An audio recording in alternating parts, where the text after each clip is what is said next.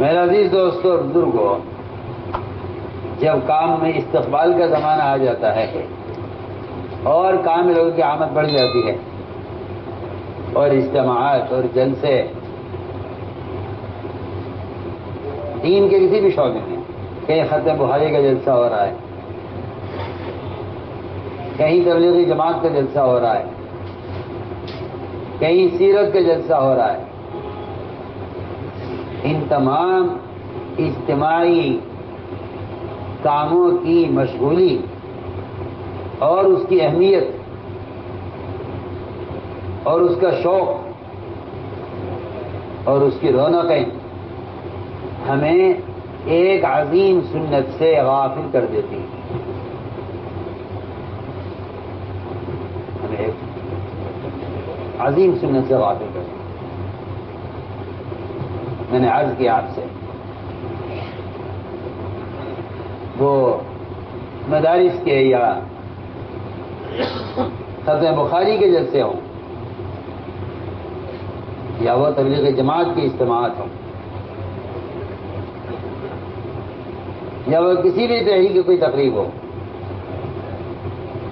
ان کی مشغولی، ان کا شوق اور ان کی اہمیت ہمیں ایک بنیادی فریضے سے، ایک اہم فریضے سے غافل کر دیتی ہے، اور وہ ہے انفرادی دعوت ہے۔ وہ ہے انفرادی دعوت۔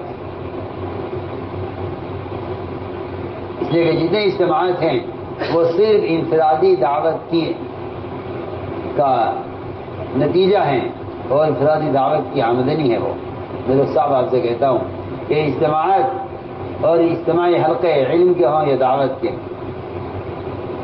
یہ ایسے ہیں جیسا کوئی تاجر تجارت کرتا ہے اور محنت کرتا ہے تجارت میں اور اس کی کچھ آمدنی ہوتی ہے، اس کی کچھ آمدنی ہوتی ہے۔ میں تو آپ سے صاف عرض کر رہا ہوں کہ جو لوگ دعوت کے میدان میں ہیں یا علم کے مدارس کے ماحول میں ہیں، یہ ہماری آمدنی ہے، اور آدمی آمدنی کو نہیں دیکھتا کتنی ہو گئی ہے، مزید کمانے پر اس کی روزانہ محنت لگتی ہے۔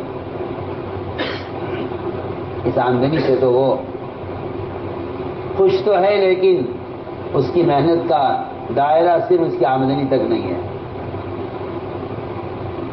میں عرض کرنا چاہتا ہوں کہ اس کی آمدنی، اس کا سلسلہ اس وقت تک باقی رہے گا جب تک اس کی تجارت کا سلسلہ باقی رہے گا۔ جہاں تجارت ختم ہو جائے گی وہاں آمدنی بھی صاف۔ جہاں تجارت ختم وہاں آمدنی ختم۔ میں کہنا چاہتا ہوں آپ سے کہ اگر انفرادی دعوت نہیں ہے تو پھر اسلام کی طرف آمد اور مسلمان باقی رہنا ختم ہو جائے گا۔ مسلمان باقی رہنا بھی ختم ہو جائے گا۔ آپ سارے جانتے ہیں، جتنے آپ آئے ہوئے ہیں پنجاب ہریانہ والے، آپ جا کے دیکھیں کے علاقوں میں کیا حال ہے۔ اس لیے میں عرض کرنا چاہتا ہوں، کتنا بھی زمانہ استقبال کا ہو گیا محمد صلی اللہ علیہ وسلم کے زمانے میں، یہ کتنا بھی استقبال ہو گیا ابو بکر و عمر رضی اللہ عنہ کے زمانے میں، لیکن ان آپ صلی اللہ علیہ وسلم اور آپ کے خلفائے راشدین کا اور آپ کے صحابہ کا انفرادی دعوت دینا کبھی کم نہیں ہوا۔ آپ صلی اللہ علیہ وسلم جتنا اپنے آپ کو تھکاتے تھے غزوات میں، اتنا زیادہ اپنے آپ کو تھکایا کرتے تھے انفرادی دعوت میں، ایک ایک فرد کو دعوت دینا، ایک ایک فرد کو دعوت دینا۔ مولانا الیاس رحمۃ اللہ علیہ کے ایسے واقعات ہیں جس میں سب سے زیادہ کو غصہ آتا تھا اس بات پر کہ تمہاری مسجد میں ایک آدمی آ کر چلا گیا اور تم نے اس کو دعوت نہیں دی۔ ہم نے تو ایک گشت اور ملاقاتوں کو ایک روزانہ کا تھوڑی دیر کا معمول سا بنا لیا ہے۔ میرے دوستوں، میں اس معمول کے پورا کرنے کو کام کا کمال نہیں سمجھتا، تھوڑی دیر کے اس کے معمول کے پورا کرنے کو کام کا کمال نہیں سمجھتا، بلکہ اس بات کی کوشش کہ ہمارے علاقے میں کوئی بے نمازی نہ رہے، ہر مسلمان، ہر فرد پر محنت، یہ ہماری اصل گزار میں چھپا ہوا ہے کہ اگر کوئی شخص نفل نماز میں مشغول ہے اور کسی کو دیکھا کہ وہ مسجد میں داخل ہوا اور واپس جا رہا ہے، اس کو چاہیے نفل نماز چھوڑ کر کھانے والے کو دعوت دے۔ اگر وہ جانا والا ہے فوراً تو پہلے دعوت دے، پھر نفلیں پڑھے، اور اگر وہ کہتا ہے میں ٹھہر گیا ہوں تو پہلے نفل نماز پوری کر لے، پھر اس کو دعوت دے۔ اتنی اہمیت کی انفرادی دعوت دینے، اس لیے آپ صلی اللہ علیہ وسلم نے سفر میں حضر میں انفرادی دعوت کو کسی حال میں چھوڑا نہیں ہے، چاہے راستہ خطرے کا ہوا، مگر آپ صلی اللہ علیہ وسلم نے ڈاکوؤں کو دعوت دینے کے لیے وہ راستے اختیار کیا جو راستہ خطرے کا تھا۔ بلکہ آپ سے کہا بھی گیا کہ یہ راستہ تو ہے لیکن اس پر ڈاکو رہتے ہیں، فرمایا ہمیں ڈاکوؤں کے راستے سے ہی جانا ہے۔ حضرت کا معمول تھا فجر کی نماز اول وقت پڑھ کر اندھیرے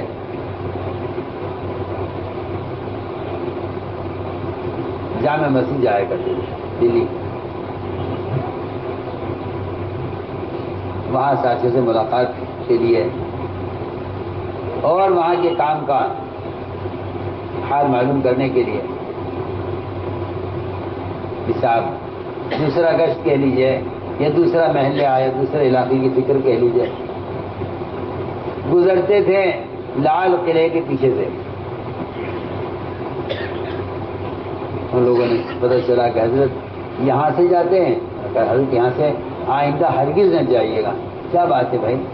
یعنی وہاں جو پیچھے کھنڈرات ہیں ان میں خطرناک ڈاکو رہتے ہیں، وہاں تو پولیس والے کی ہمت نہیں ہے گزرنے کی، اور آپ وہاں سے گزر کے جاتے ہیں روزانہ۔ حضرت نے فرمایا اچھا وہاں ڈاکو رہتے ہیں، ہمیں تم نے پہلے سے کیوں نہیں بتایا؟ ہم ان سے ملاقات کرتے ہیں، ان کو سلام کرتے ہیں۔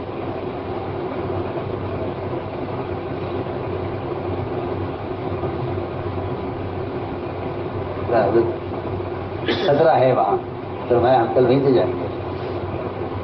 وہاں سے گزرے، ان کھڑرات کے اندر اندھیرا اور پرانی کوٹھڑیاں بنی ہوئی بادشاہوں کے زمانے کی، اندر داخل ہے، اندر بالکل اندھیرا تھا۔ زور سے بلند آواز سے سب کو سلام کیا،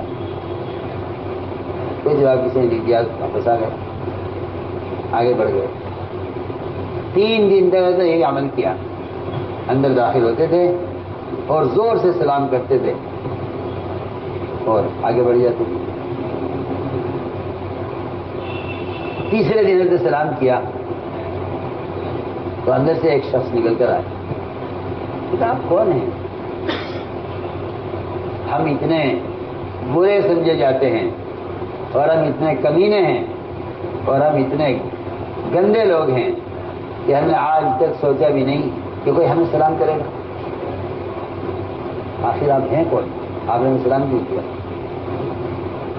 کہا کہ بھائی مسلمان کیسا بھی ہو، چور ہو، ڈاکو ہو، زناکار ہو، شراب خور ہو، مسلمان اسلام سلام تو مسلمان کا حق ہے۔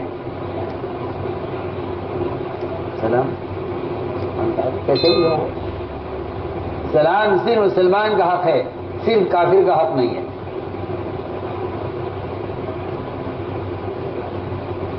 کیا بات ہے؟ تو فرمایا کہ اللہ تعالی تم سے دین کا کام لینا چاہتے ہیں، میں یہ پیغام آپ کے پاس لے کر آیا ہوں۔ ہم سے بات دین کا کام، ہم تو ڈکیتیاں کرتے ہیں، قتل کرتے ہیں، مال لوٹتے ہیں لوگوں کے، ہمارا تو کام یہ آپ کس سے بات کر رہے ہیں؟ آپ میں تم سے بات کر رہا ہوں۔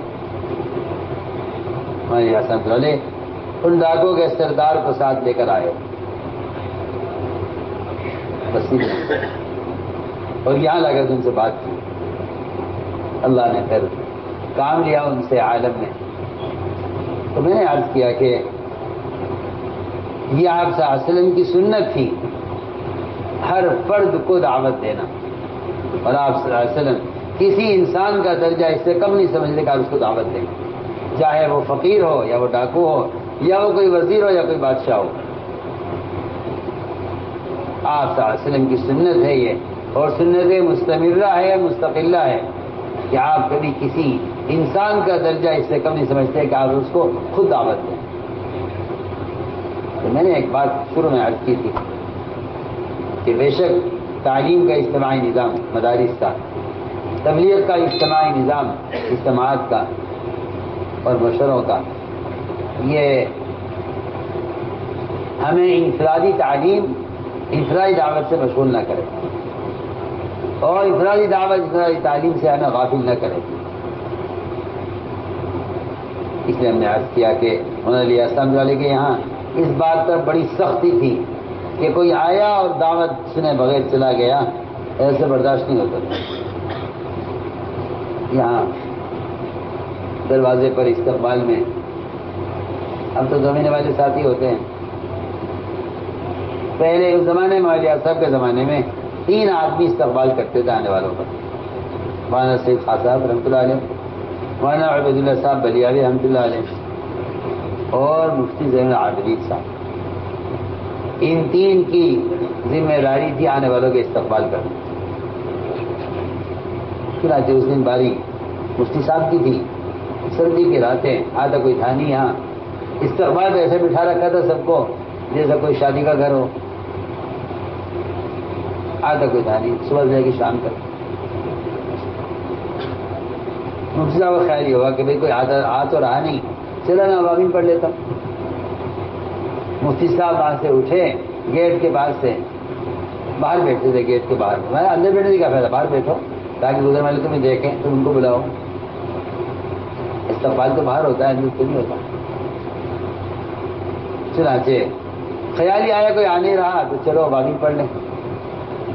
مفتی صاحب نے ادھر ابابین شروع کی، ادھر ایک آدمی آیا اور اس نے مٹکے سے پانی پیا اور جانے لگا۔ انہوں نے صاحب والے بیماری شروع ہو گئی تھی حضرت کی، آپ حضرت حرکت نہیں کر سکتے تھے بستر سے۔ حضرت وہی دیکھیے، ارے کوئی ہے، ارے کوئی ہے جو اس سے لے کے بیٹھے، ارے کوئی ہے جو اس سے بات کرے، دیکھو یہ چلا گیا، یہ چلا گیا۔ جی صاحب نے آواز پڑی حضرت کی، تو وہ نماز کا سلام پھیر کر پوچھا کہ کیا بات ہے، آپ کی آواز آ رہی تھی کچھ کہہ رہے تو غصے میں تھے، میں کہاں تھے تم؟ کہتے تھے میں نے بڑی بے فکری سے کہا کہ میں اوابین پڑھ رہا تھا۔ ہم نے فرمایا کل قیامت میں اللہ تم سے اس آنے والے کے بارے میں سوال کریں گے، اپنی اوابین کا کیا جواب دو گے؟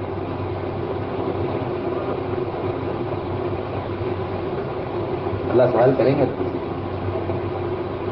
تم سے، تمہاری اوابین کا سوال نہیں ہوگا، اس آنے والے کے فریضے کا سوال ہوگا۔ یہ سوال نہیں ہوگا تمہیں نفل پڑھی نہیں پڑی، یہ سوال قیامت میں آپ سے نہیں ہوگا کہ آپ نے نفل پڑھی یا نہیں پڑھی، آپ سے یہ سوال ہوگا کہ آپ نے اس شخص کو نماز سکھلائی یا نہیں، اس شخص کو نماز کی دعوت دی یا نہیں جو فرض ہے۔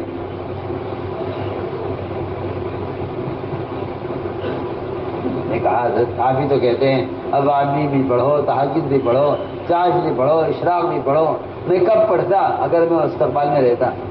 میں نے فرمایا میں تو نہیں کہتا کہ ابابین چھوڑو، میں تم سے کہتا ہوں تمہیں ابابین پڑھنی تھی، تم نے اپنی جگہ دوسرے آدمی کو کیوں نہیں بٹھایا کہ بھائی تم آنے والوں کے استقبال کرو، میں 2 رکعت پڑھ لیتا، 4 رکعت پڑھ لیتا۔ تو میں نے عرض کیا یہ تھی آپ صلی اللہ علیہ وسلم کی سنت، کہ میں آپ سے کہہ رہا ہوں اس لیے ہائے ہائے کہ امت وہی چلی جا رہی ہے جہنم کی طرف، اور ہمارے علم میں اور ہمارے مشاغل میں اور ہماری روزمرہ کی زندگی میں عوام الناس کا کوئی حصہ نہیں۔ ہم اس لیے عرض کر رہے ہیں کہ اس کا عزم کرو کہ انشاءاللہ ہمیں انفرادی دعوت روزانہ دینے کو اپنے لیے ایسا فریضہ سمجھ لینا ہے جیسا روزانہ کی نماز کا فریضہ ادا کرنا ہمارے ذمہ ہے۔ روزانہ نماز کا فریضہ میرے ذمہ ہے، اس طرح دعوت اللہ کا فریضہ روزانہ میرے ذمہ ہے۔ تو میں سمجھتا ہوں اگر اجتماعی طور پر سب کوشش کر کے اس فریضے پر جمع ہو جائیں تو مجھے امید اللہ کی ذات سے ہے کہ ارتداد کے ہمارے رک جائیں اور امت سے جہل ختم ہو جائے۔ دیکھو آپ صلی اللہ علیہ وسلم کی سنت کیا ہے، آپ کا دعوت پیش کرنا سفر میں۔ فرماتے ہیں کہ حضور اکرم صلی اللہ علیہ وسلم سفر ہجرت میں آپ چاہتے تھے مدینے کی طرف کوئی راستہ مختصر مل جائے، تو سعد جنہوں نے آپ کو رہبری کی ہے مدینے کی طرف، انہوں نے کہا جی ایک راستہ یہ ہے،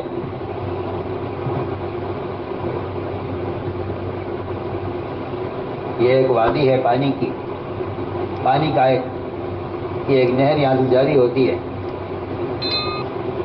لیکن یہ راستہ تو مختصر ہے مگر اس راستے میں 2 خطرناک ڈاکو رہتے ہیں،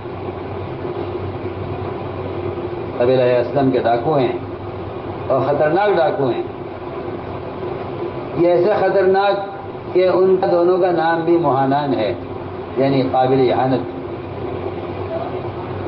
اگر آپ چاہیں گھر سے چلیں، اس راستے کو چھوڑ دیں کیونکہ اس میں ڈاکو رہتے ہیں۔ رہبر نے کہا یہ راستے اختیار مت کیجیے جس میں ڈاکو ہیں۔ آپ نے فرمایا ہمیں ڈاکوؤں کے راستے سے ہی لے چلو، خود بنا علیہما، ہمیں لے چلو ڈاکوؤں کے راستے سے۔ ساتھ فرماتے ہیں کہ ہم نکلے آپ کے ساتھ، یہاں تک کہ جب ہم ان ڈاکوؤں کے سامنے پہنچے، ایک کہہ رہا تھا دوسرے سے کہ دیکھو یہ یمنی آدمی سامنے سے آ رہا ہے، آپ کو دیکھ کے فلیے سے آپ کو یمنی کہا۔ آپ ان دونوں کو بلایا اور دونوں پر آپ نے اسلام پیش کیا۔ چنانچہ آپ کی دعوت دیتے ہی دونوں ڈاکوؤں نے اسلام قبول کر لیا۔ آپ کا نام کیا ہے؟ ان لوگوں نے عرض کیا کہ ہمارا نام مہانان ہے، یعنی ہم قابل اہانت ہیں۔ فرمایا نہیں، تمہارا نام مکرمان ہے کہ تم قابل عزت ہو، قابل احترام ہو، قابل اکرام ہو۔ آپ نے دونوں کو دعوت دی اور دعوت دے کر چھوڑا نہیں وہاں، بلکہ آپ نے ساتھ مدینہ منورہ چلنے کا حکم فرمایا۔ حضرت ابن عمر فرماتے رضی اللہ عنہما کہ میں آپ کے ساتھ ایک سفر میں آپ نے دیکھا ایک دیہاتی کو گزرتے ہوئے، جب آپ کے قریب ہوا تو آپ نے فرمایا کہاں جا رہے ہو؟ فرمایا عرض کیا، اس نے کہا جی اپنے گھر جا رہا ہوں، گھر والوں کے پاس۔ فرمایا تمہیں خیر کی بات کی رغبت ہے؟ اسے کہ کیا ہے وہ خیر کی بات؟ آپ نے فرمایا اس بات کی گواہی دو کہ اللہ کے سوا کوئی بات کے لائق نہیں، وہ تناز کا کوئی شریک نہیں، اور محمد صلی اللہ علیہ وسلم اللہ کے بندے اس کے رسول ہیں۔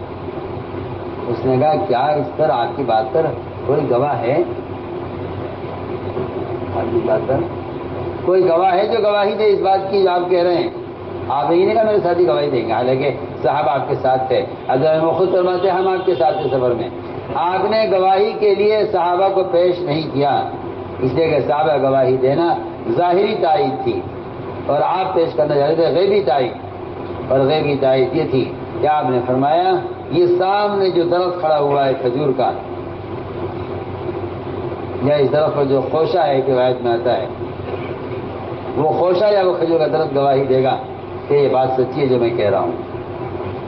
چنانچہ آپ صلی اللہ علیہ وسلم نے اس درخت کو بلایا، وہ درخت زمین پھاڑتا ہوا آپ کے پاس آیا، آپ کے سامنے آگے کھڑا ہو گیا۔ آپ نے 3 مرتبہ درخت سے گواہی لی، درخت نے 3 مرتبہ گواہی دی کہ بے شک آپ جو فرما رہے ہیں صحیح فرما رہے ہیں۔ چنانچہ درخت گواہی دے کر اپنی جگہ واپس چلا گیا اور دیہاتی اپنے قوم کی طرف گیا فوراً، اس لیے کہ جنات سے لے کر انسانوں تک سب کا معمول یہ تھا کہ جس کو دعوت قبول کرتا تھا وہ اپنی قوم کو جا کر دعوت دیا کرتا تھا۔ تو قوم کی طرف پلٹے دیہاتی اور یہ کہہ کر گئے کہ اگر نے میری بات مان لی تو میں سب کو لے کر آپ کے پاس آؤں گا، اور اگر نے میری بات نہ مانی تو میں آپ کے پاس آؤں گا، آپ کے ساتھ رہوں گا۔ تو میرے دوستوں یہ ہے اصل میں ہم سمجھتے ہیں کہ شمولی چیز ہے، حالانکہ ہر مسلمان کو جہنم سے بچانا یہ ہماری تبلیغ میں گشتہ موضوع ہے۔ اللهم صل على سيدنا مولانا محمد وعلى آل سيدنا مولانا محمد كما صليت على إبراهيم وعلى آل إبراهيم إنك حميد مجيد. ربنا ظلمنا أنفسنا وإن لم تغفر لنا وترحمنا لنكونن من الخاسرين. اللهم إنا نستغفرك ونتوب إليك. اللهم إنا نستغفرك ونتوب إليك. اللهم إنا نستغفرك ونتوب إليك. ربنا آتنا في الدنيا حسنة وفي الآخرة حسنة وقنا عذاب النار. سبحان ربك رب العزة عما يصفون وسلام على المرسلين. الحمد لله.